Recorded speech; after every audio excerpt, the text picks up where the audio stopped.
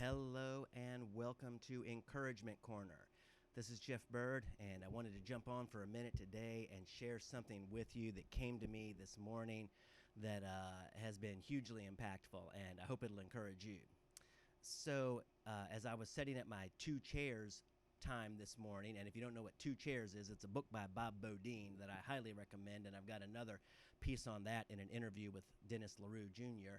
I highly recommend you check that out. But I was sitting at the Two Chairs time this morning, and I was reading in John 15, and there it says a couple of times Jesus is speaking, and he mentions, this is my commandment, this is my command. And I've never particularly liked the word command. It sounds kind of like a drill sergeant or a dictatorial ruler issuing a command that must be obeyed or else. And I've never really liked that. In fact, it's been a problem for me over the years. And his command is to love one another. And I thought, wow, that is a steep command. That is an impossibility, humanly speaking.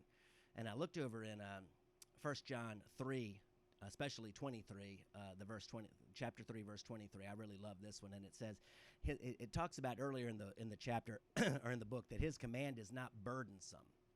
And I thought, well, that's good to know because it seems like a burden.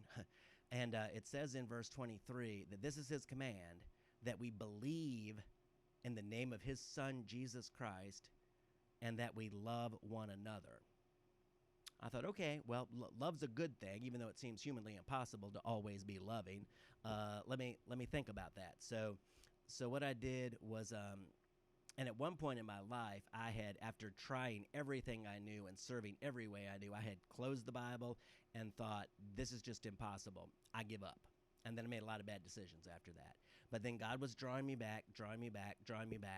And so I asked him today, I said, well, I'm going to close the Bible for now, but I'm not leaving it closed like before. I said, and I ask you to show me what is this? What is this about the command thing? Let me see this in some terms that make sense to me. So interesting. So then I went down and I had coffee with my wife, and we were talking about some family dynamics and various things that we go through in life, that we've been through in life.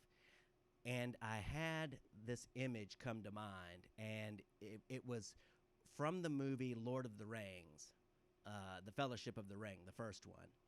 And it was when Frodo was in a very bad environment, like some of us have been in and like some of us find ourselves in, and we need a new environment desperately. And he had been stabbed.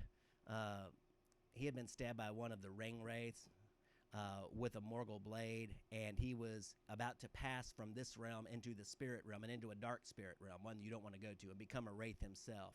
And he looked terrible. He was very sick. And at that time, Arwen comes along, who was played by Liv Tyler, if you remember that. And she said, we need to get him to my father, which is just hugely significant. And she said, I'm the faster rider. Let me take him, because these woods are filled with wraiths. So she puts him on her horse, and she takes off riding. And if you remember, there's this epic horse chase scene. And all of the wraiths are closing in on her, but she outruns them. And she gets to the river, and she crosses the river, and she lays him on the bank of the river, and he's about to die. And in this very, very, I think it's very touching scene, if you remember this, she kneels over him on the shore of the river, and she said, she prays, and she says, what grace is given me, let it pass to him. And after she deals with the ring wraiths and calls up the river against him and whatnot, the next scene is of Frodo lying in a very luxurious bed, starting to wake up, and in a very beautiful place, and being watched over by Lord Elrond and by Gandalf. And they're cheering him on and encouraging his wellness and his wholeness, and Lord Elrond has saved him. And I thought, that is just the most beautiful picture. And as he recovers and revives, he then becomes the ring bearer, and he carries the ring all the way to Mount Doom, where it's destroyed. It's the ring of power. It's a parable of giving up power. And I thought, that is exactly what we're being told in these passages. Number one, for all of us, we've all been, as it were, stabbed by a Morgul blade, and we're bound to die and to pass over into an other world that we don't want. And Arwen is playing Christ in that role. And she comes along and she says, "We need to get him to my father." And so she, in that prayer, she says, "What grace is given me, let it pass to him."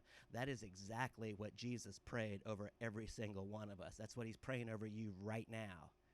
What grace is given me, let it pass to him. Let it pass to her. That's what's needed. That's what Jesus, that's what his whole life said. That's what his death said on the cross. That's what his resurrection said. I'm here for them.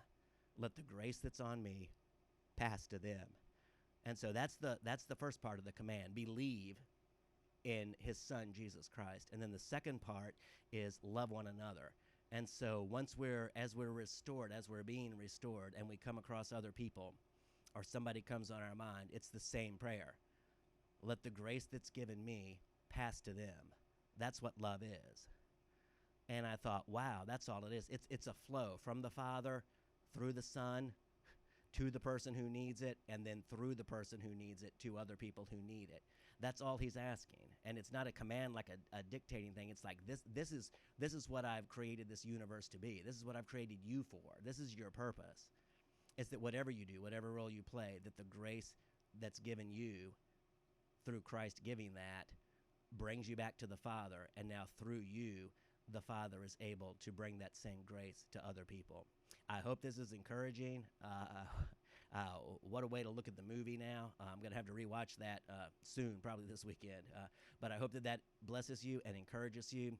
And thank you so much for tuning in. Until next time, God bless you.